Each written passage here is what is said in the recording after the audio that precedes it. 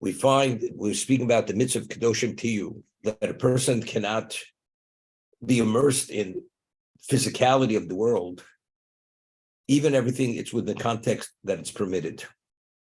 So I had Shlomo Hamelech, who's the son of David Hamelech, who's so special, wrote Koheles. How does he go and cross these lines and marries all these women that he was not permitted to marry? Because a king maximally is only permitted to marry 18 women. It's not permitted to marry more. And Shlomo Hamelech married women beyond the number. So the Gemara explains in Sanhedrin that because Shlomo Hamelech was Chochem Mikol Adam, he was endowed with a level of wisdom which is unparalleled in the history of existence, that it says that his wisdom was greater than all the wisdom of Klal Yisrael combined. If you encapsulate all the wisdom of all the Chachamim of Klal Yisrael, it does not come to his wisdom. He overweighs the balance. That's how great he was. The Torah says the reason why a king is not permitted to marry more than so many women is because they can influence his heart. So he said to himself, and this is one of the only locations the Torah gives the reason why you're not permitted to cross that line. So he says, me being the Chacham Mikol Adam, the wisest man who ever lived, even if I go beyond that number, it has no relevance to me. That only has relevance to an ordinary king. But me, that I surpass anything that ever existed, this negative commandment doesn't apply to me. But he made a mistake. It did apply to him, and they did influence him. Okay? So, but why did he want to marry more than 18? Why? So the way it's explained, the Gemara tells us in Megillah that there are a number of people who ruled the world supreme. Shlomo Hamelech ruled the world supreme, the whole world in its entirety. So the Gemara says not only did he rule on the Tachtonim, on the terrestrial level, he even ruled on the Elyonim, all the angels which represent all these 70 nations, even he dominated them. That's what happened. However, because he failed, ultimately, he only ruled on the terrestrial, not on the celestial. What did he believe? This has to do with this Orach Chaim HaKodesh in Parshas Hazinu, that he believed that, as it says over there, that Klal Yisrael corresponds to the 70 nations of the world. And if we reach a certain level of perfection in spirituality, we dominate them. So by marrying a representation of every nation of the world, the princesses of all these nations, and he representing who he is in terms of the realm of Kedusha, of holiness, he will actually dominate them and subordinate them to Kedusha. And ultimately, this will bring the world to a level of perfection. That's what he believed. If there would be a negative effect to him, he wasn't permitted. But he believed that he was at a level, because he's the Chacham Mikol Adam, that he will not be affected, and therefore he'll be able to dominate them and achieve this level of perfection in the world in spirituality. But he made a mistake. So it wasn't his desire for women. That's why he did it. It was a miscalculation, a misevaluation of the reality of to what degree he could be influenced. And he was influenced, and therefore he failed. And as a result of that, so Koheles is unrelated to that. He did it l'shem shamayim. He did it for the sake of God, for the sake of a mitzvah, that he should subordinate all the powers in the physical sense and the spiritual sense. They should be subordinated to the representation of Klal Yisrael, which is Kedusha. That's the way it's explained. So therefore, it's not in contradiction to Kedoshim Tiyu. Kedoshim Tiyu, as the Ramban says, that's Menul B'Shus HaTorah, that you can do everything within the context of permitted, and you can live like an intellectual animal, a hedonist. That's if you're doing it for the sake of the desire, because you want to indulge in eating in other areas of behavior. But that's not the case with Shlomo Hamelech. That's how it's explained.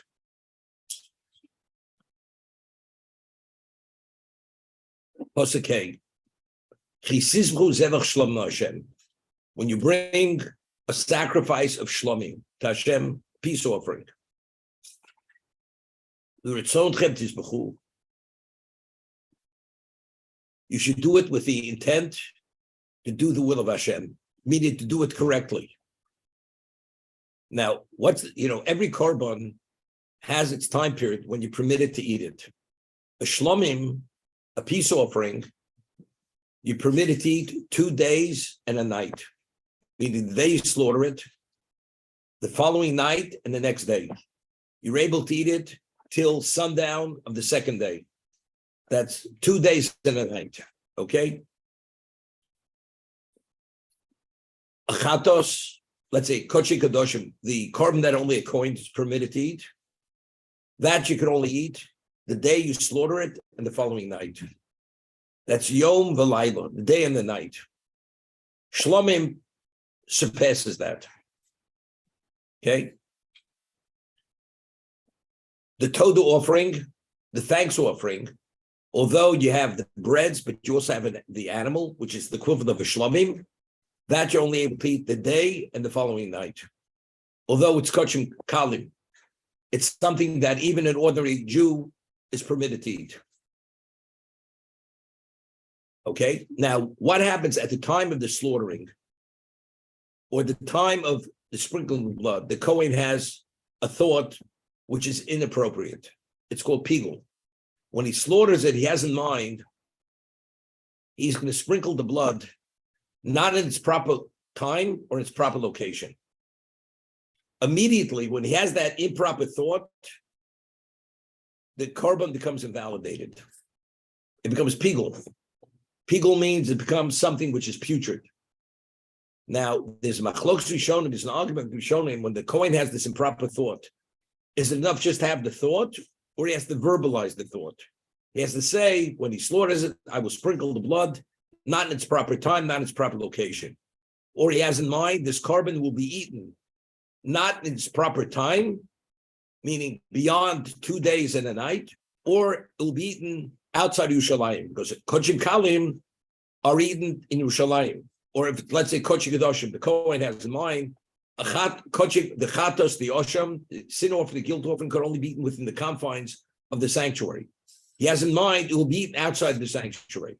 Immediately when he has that thought, he verbalizes it, the korban becomes possible. Now, what's the halachas? We'll see in a moment. If you eat pigul, the person finishes the korban, the Kohen, he finishes splitting the blood, and now the korban's possible. If you eat this korban, what is the level of liability? The level of liability is koris, which is very severe. If you eat non-kosher, it's only a negative commandment. But yet, here, something which has this dimension of Kedusha, and it becomes invalidated because of the improper thought of the Kohen, it assumes a classification called pigul, and as we'll see in a moment, if you eat it, the liability is koris. Why is there such severe liability? That something is kosher becomes so extremely forbidden that it actually compromises your spirituality. Chometz, we find, is permitted all year.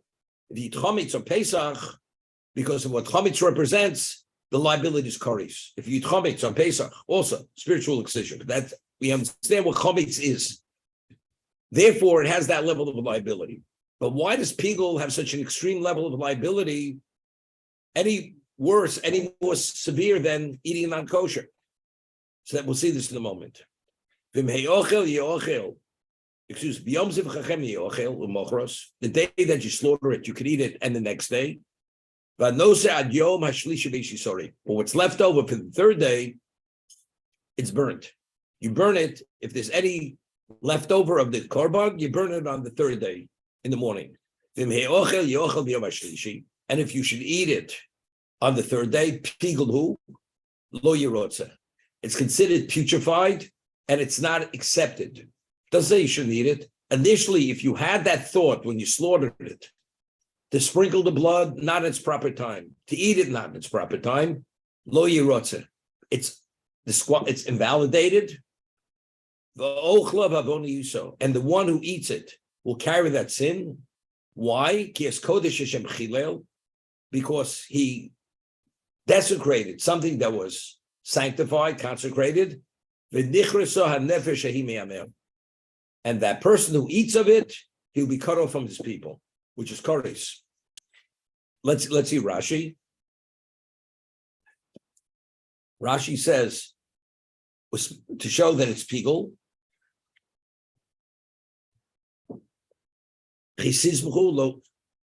To teach us that when you do the slaughtering, that you slaughter with having in mind the carbon will be eaten in its appropriate time. To tell me that Shlomim is eaten 2 days and a night. We had it earlier. The Neder and the Dova, Zevach Karban already gave us the time period which it's eaten. The Tzontis Mechu.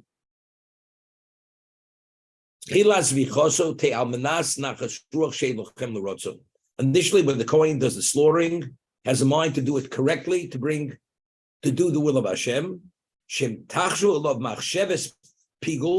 the Kohen has this improper thought, it will not be accepted. The Korban is invalidated.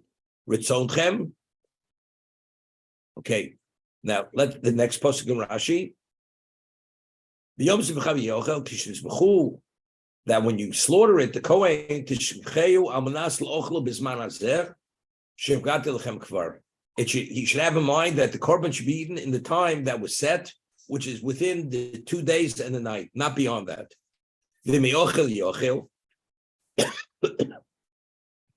Now, what about if he has in mind not to eat it in its proper time,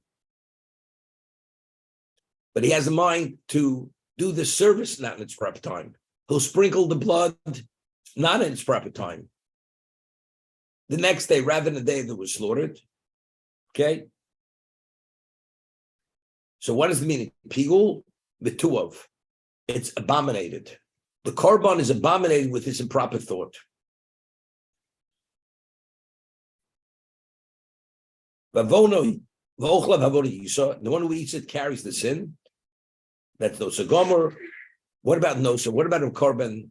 It's not pigul, it's noser. It's left over. And you eat it after it's left over. What's the liability? The liability is also koris. They don't own this koris. Yeah, okay. So now there's no Rechaim here. We're going to do it inside. And the Rechaim Kodesh comes to explain why noser carries the liability of koris. Something that was so holy, when it reaches its expiration moment, if you eat it, it's koris. You have the korban where the Kohen had the improper thought. If you eat that korban, the liability is koris. Why so extreme?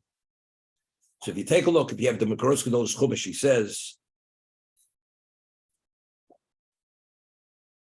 "Ubederech remez yichavin al derech omram."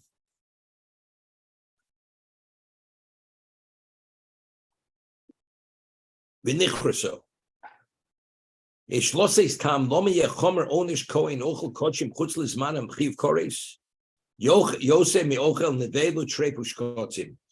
should liability be for eating this korban more severe, more extreme than if you eat an animal that's not ritually slaughtered, an animal that has an internal defect, or a rodent? Any of those, we had Pasha Shmini, what is the liability? Malchus, it's a lav. He says, for the same reason, a Jew, the remains of a Jew contaminates not only upon contact, even if you're under the same roof, which is not the case with a non-Jew. A non-Jew, the remains of a non-Jew, if you come in contact, you're tamei, you're contaminated. But if you're under the same roof, not. Why? He says, it's the same understanding. Yisrael matami bo'ol ve'inakum matam bo'ol. L'tzad. A Jew is classified is in the classification of Kedusha. As though that when the person dies and the Kedusha leaves the body, the soul is a dimension which is even greater than the greatest angel. The body is the receptacle for that soul. So when the soul leaves that body, all the nether forces immediately gather and they attach themselves to that body, which was the receptacle for that neshama. As we said, because everything that exists, even the nether force, needs a source of sustenance, which is Kedusha. The body being the receptacle for the neshama, it's like a perfume bottle. Even if you empty out the perfume, there's a trace of the perfume within that receptacle because it contained the perfume. Identically, the body of a Jew that contained in the neshama, even after the neshama departs, the body still has that intense kedusha associated with the body. As a result of that, once the neshama leaves, the body is vulnerable, and all these overwhelming level of nether forces attack it, and they attach itself to the body. And that's the basis for tumah. That's why the Jew contaminates not even upon contact, even if it's enter the room and you're in the same room with the corpse. If it's the remains of a Jew, you're tummy, because of this overwhelming level of nether forces, because of what it originally represented. It represented Kedusha. So he says, identically here, identically, this is the understanding of what we're discussing here. Something that's consecrated, something that's fit to go on the Mizbeach, which is called Kedusha Zaguf, which is nothing as holy as an object as holy as this. When it reaches the expiration time, the Kedusha leaves it. It's no longer functionable with the context. You could fill the mitzvah of eating kochim. So the Kedusha leaves it. The Shora love Tuma Gedola. And as a result of that, the nether forces, this intense level of Tuma, of spiritual contamination, attaches itself to it. Asher koreses nefesh ochlosa, which it destroys the neshama of the person who ingests it, who eats it.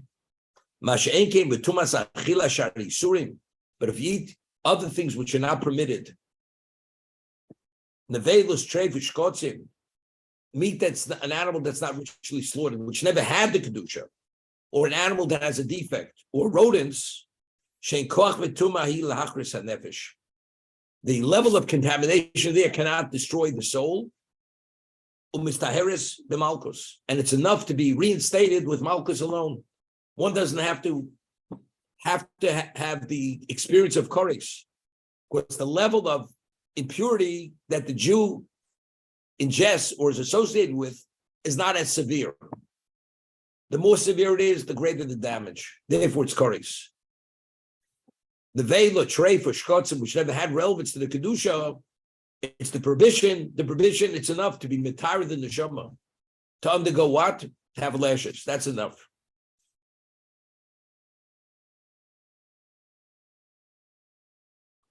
The Omro, there he says, the pasuk says, Ki kodesh Hashem chileu. The Kohen, when he had this impure thought, he desecrated something that was holy. Nireh sheyakbid al boser hakodesh. The reason he is liable because the damage he brought. He says, Udvaredu yakbid al nefsho cheles dvar tuma. It's the person who's ingesting it. When we say he's desecrated the boser, he's talking about his own neshama, his own body. I'm not talking about liability chorus. If a person has the improper thought or he leaves it to be noser, it's a lav. When we speak about Besar Hashem Chilel, the Besar means you've desecrated yourself. We're talking about the Jew's life has been desecrated. Ulaki tzachal de achilas haboser hu mashlim achsho ma'isa shlomim v'zek she'ochlim habos yish b'zechil hakodesh shegomer mashkvar nasal de ma'isa zer boser tomei u'mechalil as a shekvar bo b'kodesh ma. Yeah, man. Gamze sibo la'shroshet tuma gdolim in haboso. He says the same thing. Ki b'chinas hara tekave u'teshoif. The classification of evil, the nether forces, they have a desire and a yearning to become attached to Lemokom Hasovuch V'Sorch Kedusha, a location that's engulfed and infused with Kedusha, which is the neshama of a Jew, which is the body of a Jew. Therefore, it totally destroys the neshama of the Jew. That's koris. Rabbi, how does the Israel? 1 second. Go ahead. How does the Israel, or the person bringing the Okay.